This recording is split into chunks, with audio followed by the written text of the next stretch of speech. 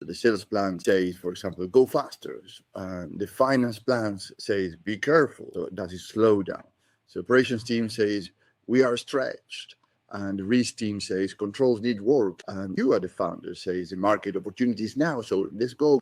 So even if you have a small team or an external advisors, these contradiction conversations happen all the time. And sometimes in your own head, which is which decision you had to make, right? So everybody in the and has an argument and right in their own corner, but the company still feels stuck because nobody's bringing them together. So imagine that a company is a train with four carriages, right? Sales, finances, operating, and strategy.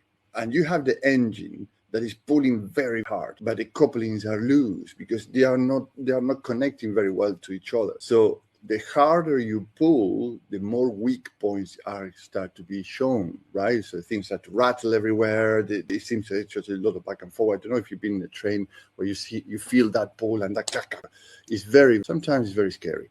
So the problem is not the engine really. The problem is a connection between the parts. But if you have that connection correctly set up and talking to each other in conjunction, you start to see the things are tightening. So when you pull, the whole thing is pulled together and it's way much better experience. So as a board advisor, what I would propose to consider is the following. Start by asking which advisory board operating system milestone is creating the most pressure, right? So in this model, what is creating more pressure?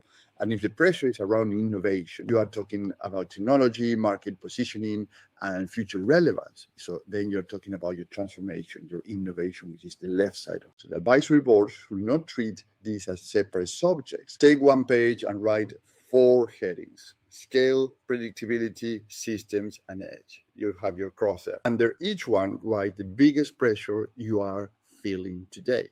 And then circle the one that, if fixed first, will make the other three easier, right? So this is your advisory board starting point.